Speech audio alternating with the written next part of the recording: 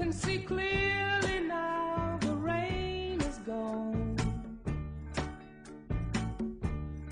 I can see all obstacles in my way.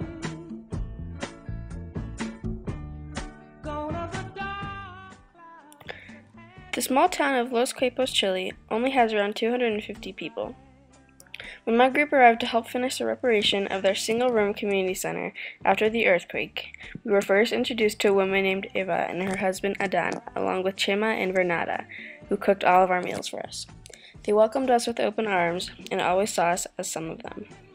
Walking down Main Street, many locals were outside of their houses to enjoy the beautiful weather, and they greeted me eagerly every time they saw me, as if they had known me for their whole life. In Los Quepos, people truly cared what your name was and how you were doing, and their hospitality made me want to do the same in return. When adults in Los Quepos enter the room, no matter how many people are around them, they always took time to shake hands, hug, and/or kiss every single individual, depending on their gender and age. Sometimes when I was one of the first people to be greeted, I would be caught by surprise and I didn't know what to do and was completely embarrassed until they calmly laughed it off with me and went on with their lives. That was one of my favorite things about the people of Los Quepos. They didn't make big deals over little things. The children there were the absolute best. They only wished to be your friends and spend time with you. Probably learned every girl's name there, because it was basically impossible not to. Also, all of the kids were really close to each other, which made it even more fun. We played soccer on a little community field almost every day we were there. All it took to start a game was a ball of some sort and some willing people, when elsewhere it would require time coordination, uniforms, soccer cleats, etc.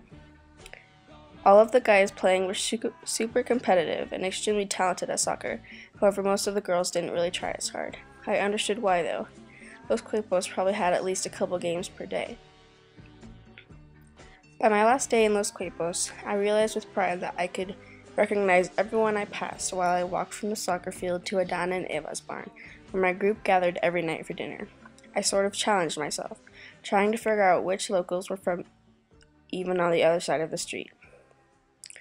In such a small community, it's surprisingly easy to just start a conversation with literally anyone you see and expect them to respond without hesitation, even despite the language barrier, especially for me. They made me feel like I was important. Having the ability to recognize and know everyone around you throughout the day really enabled me to be more comfortable with myself, no matter what I was doing. I felt safe and happy in Los Quepos, like I could have lived there for the rest of my life. Interacting and building relationships with the people there is an experience I will take with me and cherish for my entire life.